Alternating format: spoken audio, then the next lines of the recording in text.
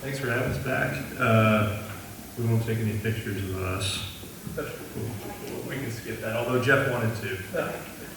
He dressed up for tonight just for that. So, in talking with Dr. Gibbs, he wanted us to come here tonight to kind of go over Prop F and Prop S, just kind of the specifics, go over the mechanics on the operating levy. Jeff's going to kind of handle that piece of it, and then I'll kind of go over bond sell and those types of things. So, Dr. Lindsay is with me. He has over 30 years of experience in education in Missouri, all in Southeast Missouri. The last 6 of that was at St. John 4 as the superintendent. So he kind of works with our Southeast clients on the operating side of things and budget help and things like that. So on the first slide here, it kind of just goes over the history of LJ Hart Company with the Farmington School District. Been working as a municipal bond underwriter since 1994. In that time, 27 financings have happened for almost $170 million.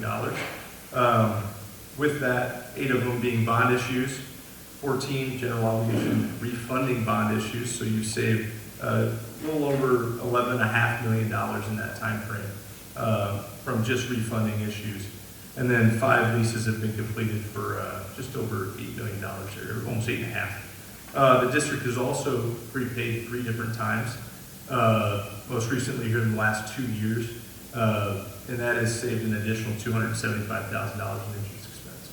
So all of those things to say, the refundings and the prepayments, it's a big reason, along with the assessed valuation growth, as to why this bond issue is able to be a no tax rate increase bond issue. So you're not having to raise that 90 cents to borrow. It's just rather an extension of that level. So with that, I'm going to kick this over to Jeff, and he's going to go over Prop S information. Good evening, and thanks for the opportunity to come and talk to you. I know Mr. Brown's been here multiple times before. This is my first time to address the board, so I appreciate that opportunity. As Neil mentioned, I do a variety of things for LJ Hart and Company, but one of my biggest responsibilities is assisting school districts with their tax rate calculation.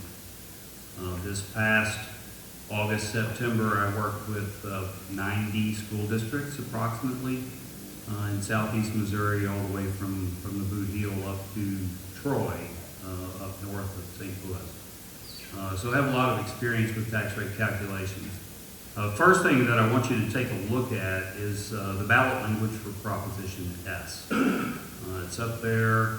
It's a 40-cent increase to the operating tax levy to raise it from the state minimum $275, which you currently have, up to $3.15 for $100 of assessed valuation. It lists the purposes for the levy. I won't address those directly. I would like to point out the information that's in parentheses down at the bottom. It says if this proposition is approved, the adjusted operating tax levy is estimated to increase by 40 cents from $275 currently to $3.15. Notice the word estimated. I want to provide some explanation about why that word is in there. First of all, it's required by state statute to be a part of the ballot language. But the main reason is because there are 2 adjustments to your operating levy that take place annually. Those are automatically done with the state auditor's office. The first one is a comparison between what the district estimated their state assessed railroad and utility revenue would be, and then what the actual state assessed railroad and utility revenue was. So if there's a major difference or discrepancy between the estimate and the actual, then the levy can adjust up or down, and the state auditor's office does that automatically. That doesn't apply to you guys. At least in the last 3 years, I went back and looked at, there's never been an adjustment for state assessment. Okay? The other major adjustment is called the Hancock calculation. You may or may not be familiar with that, but basically what the Hancock calculation does is it compares assessed value of the district that was on the books this year to last year. In other words, it has to be on the books both years. So they take out new construction and they take out any increase in personal property. And they compare those two assessed, it's called the adjusted assessed value. So they compare those two numbers, and it's basically a comparison to what the consumer price index increase or decrease was. So this past year, I pulled up your Hancock calculation for the past year. You had an assessed value increase of about 8.5 million. 5 million of that was new construction. About 1.6 of that was growth in personal property, so new cars, trucks, so on and so forth. So that left a net difference of about 1.8 million. So that part would be considered due to reassessment. Okay? So they do a calculation, and your difference due to reassessment was 0.3742%. You had a 0.3742% increase. The CPI was 3.4%. So what the state auditors does is they do an automatic adjustment then of your operating levy, and if your adjusted growth calculation is less than the CPI, then typically your levy would go up. If it's more than, then it would go, typically it would adjust down. And like I said, the state auditor's office does that automatically. In your case, because you're at the state minimum levy, your actual calculated tax rate ceiling is below 275. So that adjustment this year was 11 hundredths of a penny. So an extremely small amount. But your levy stayed at 275, as it has been for the last 6 years. You had a major reassessment growth about 6 years or so ago. At that point, your levy adjusted down significantly. So much so that it went from 2.8497, that was in the 18-19 fiscal year, decreased down below 275. But because 275 is the minimum, you set the levy at 275. In this case, with the 40-cent increase, you're starting at 315, not 275. So even if there is significant growth in assessed value,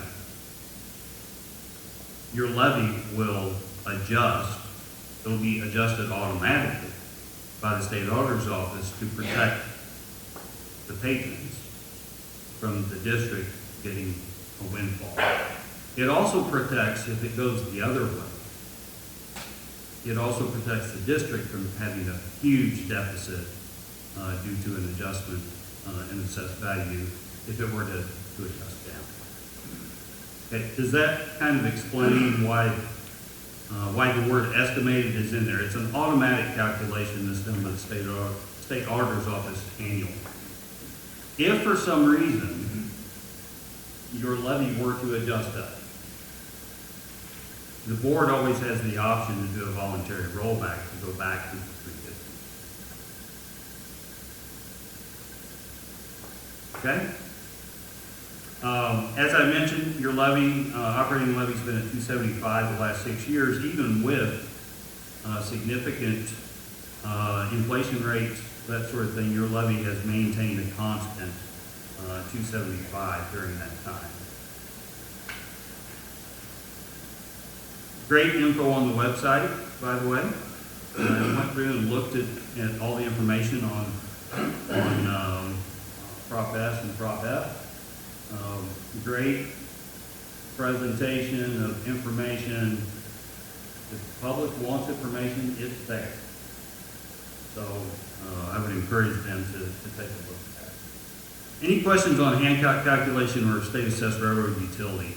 Those adjustments are automatically made. District has no control. Okay, let's go ahead and go to the next slide. This is a tax levy comparison in surrounding areas, so the districts in St. Francis County and surrounding counties.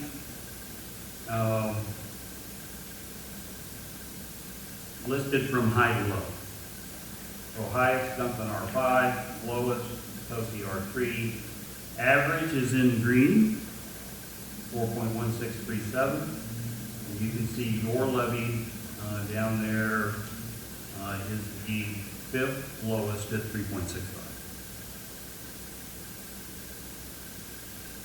Next slide. Because you may be wondering about school districts that are similar to you from across the state. So this is a tax levy comparison of Missouri school districts with enrollments of 3,500 to 4,500.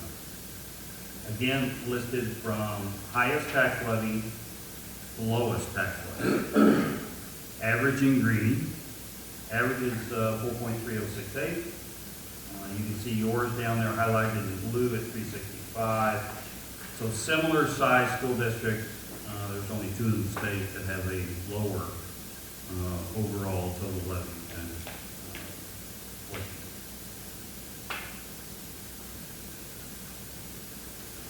Impact to the taxpayer is the next slide. Basically, this shows a cost analysis of a 40-cent levy increase on varying types of property in varying amounts. So for example, if you want to look under residential, let's go down, let's choose a appraised value of 200,000. That's pretty close to your median. Your median value is 194 in this school district. So appraised value of a $200,000 resident, the assessed value would be 19% of that, so that would be at $38,000. Annual expense for the levy increase is $152, with a monthly expense of $12.67. You can see that for all residential, personal, commercial, agricultural, both livestock, poultry and farm machinery, and then also we chose soil grade 3. There's different, I think there's 7 soil grades, 7 or 8. But you can see the impact on the taxpayer for the 40-cent levy. Do any of you have questions for me? I just want to clarify, I know you talked about it, but sure. I get the question multiple times about, and I got a call about it today, there will be potentially another reassessment in our county, and the Hancock Amendment protects the patrons from keeping it at 315 and seeing this one all at once, correct?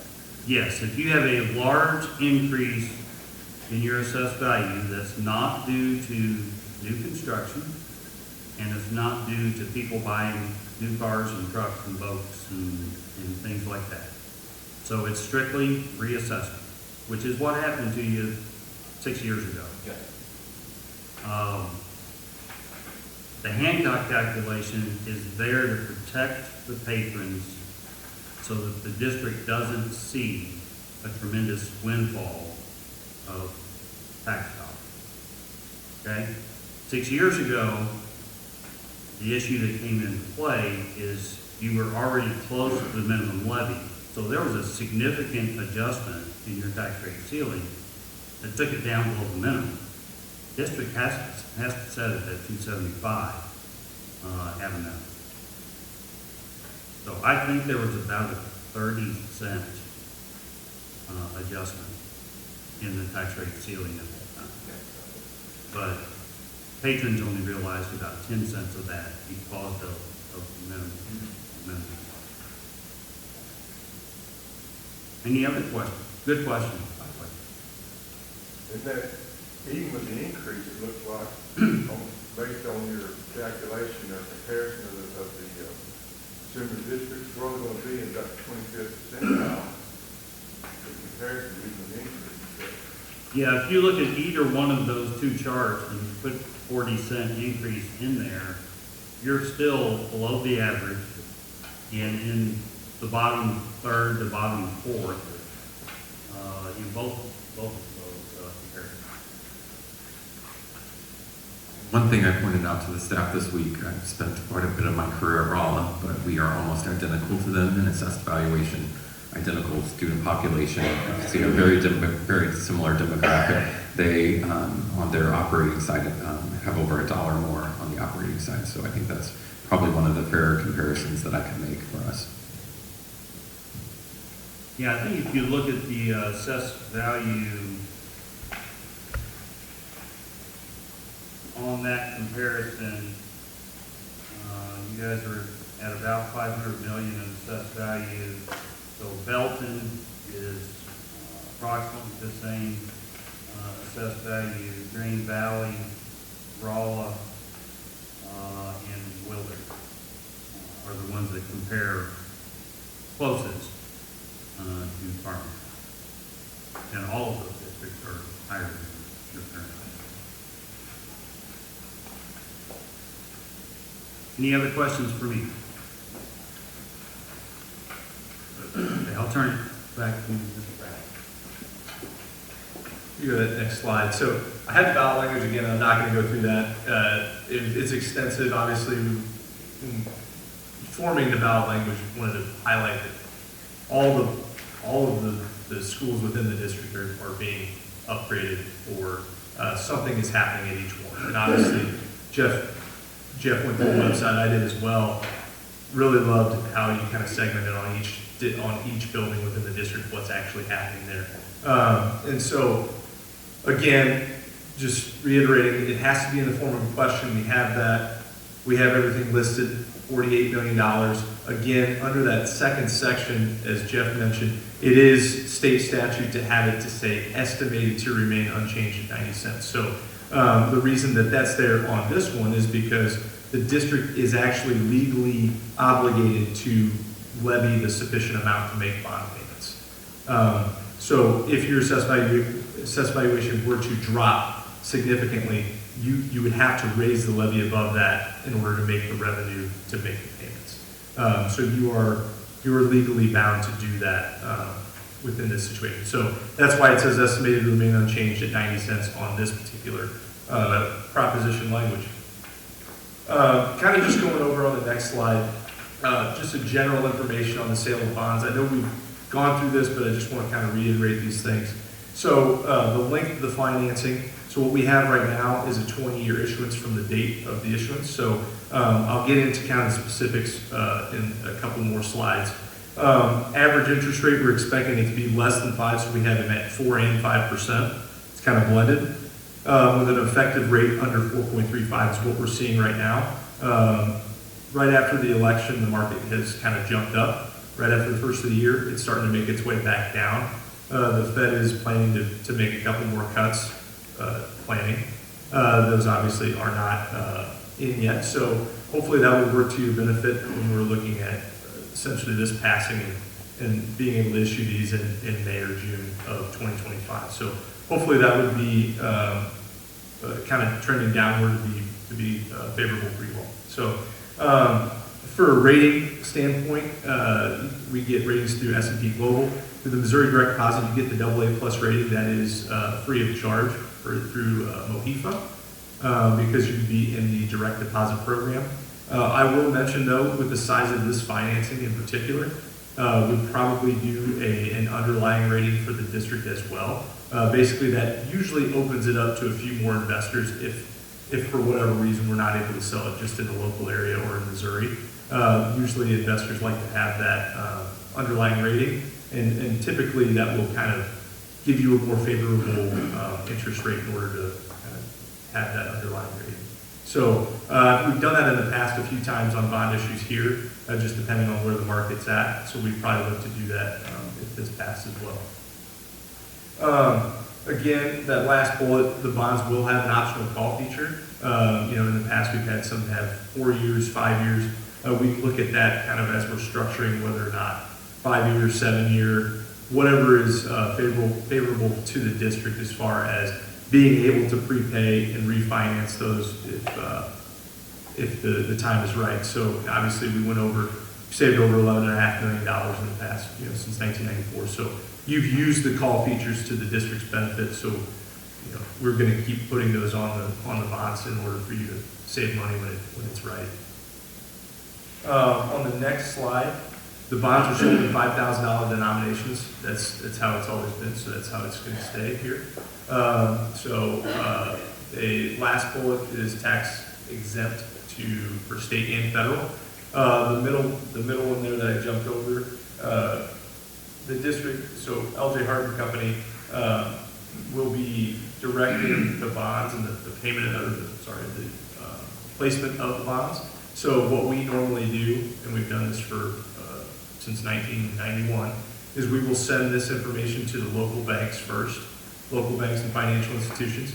They have a period, a local order period we call it, for them to answer us. They get priority, they receive all the priority, whatever they want to participate in, they get to buy that.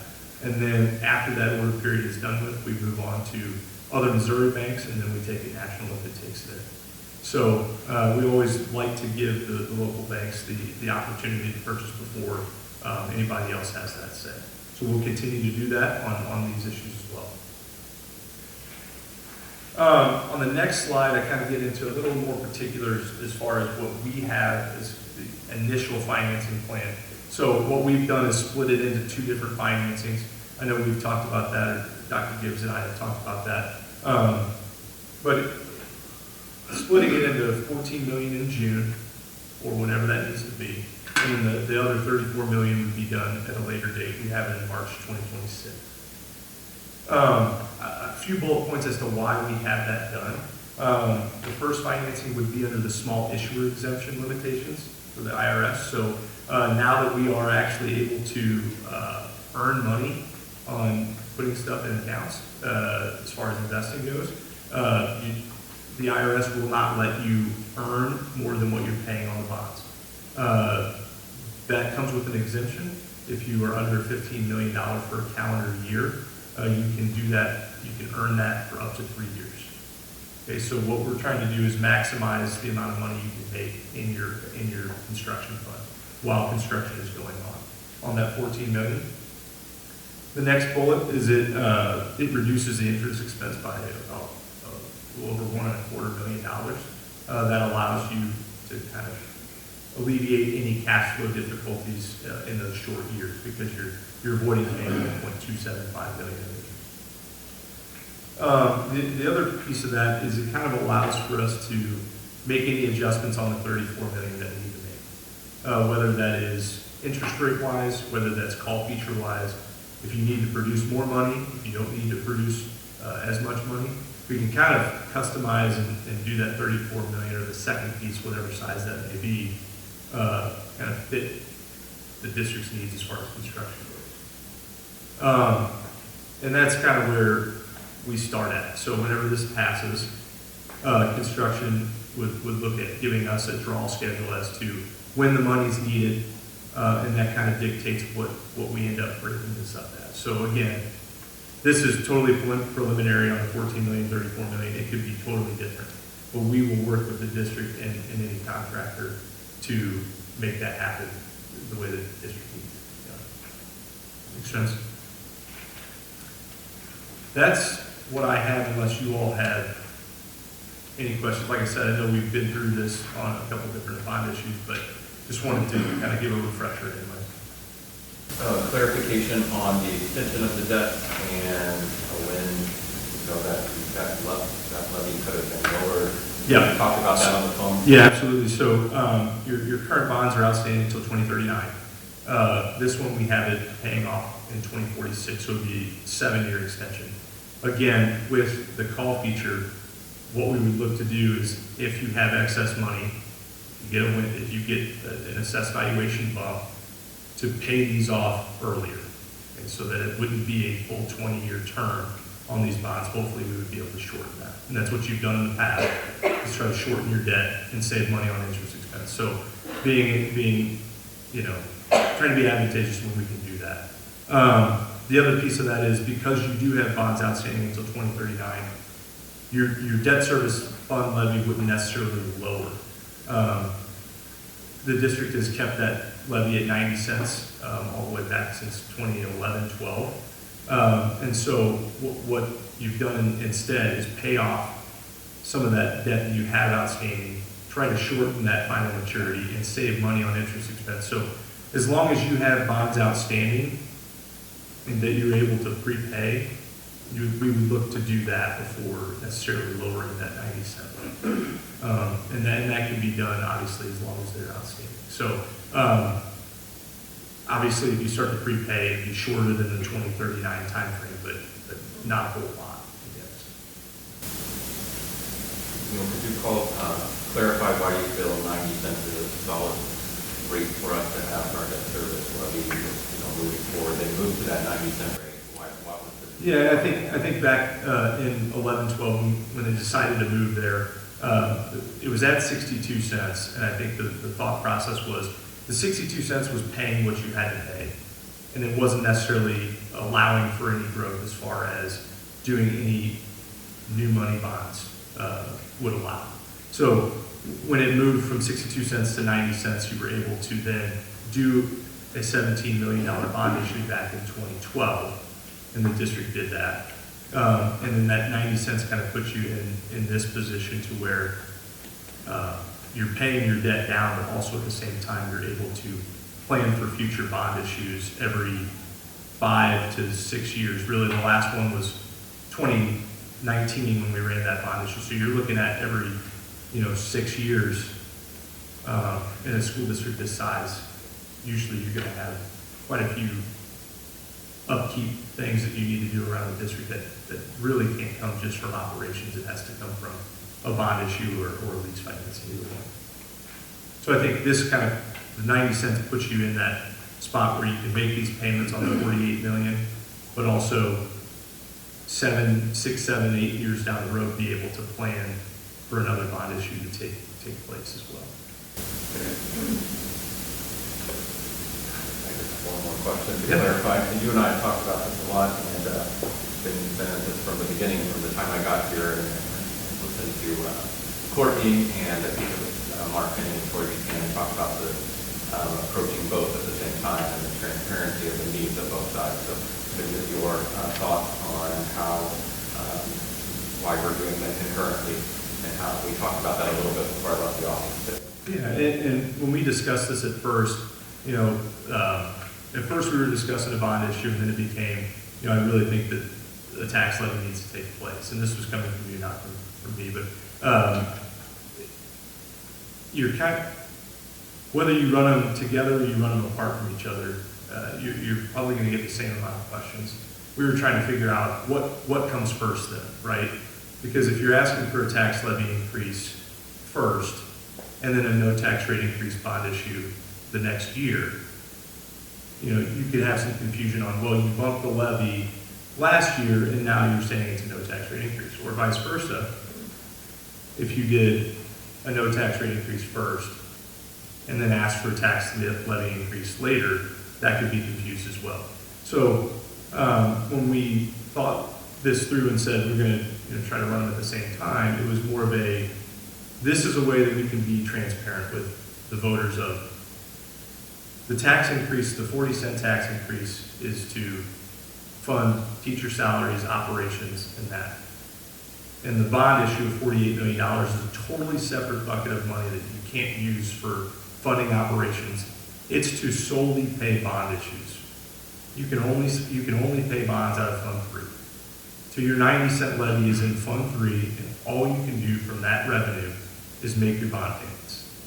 So we were thinking that there would be not as much confusion if you ran them at the same time, saying this is for operations only, the 40 cents.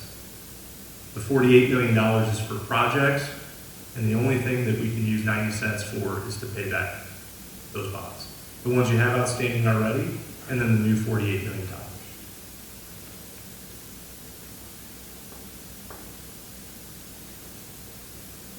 Yeah, all right. Questions for either one of us?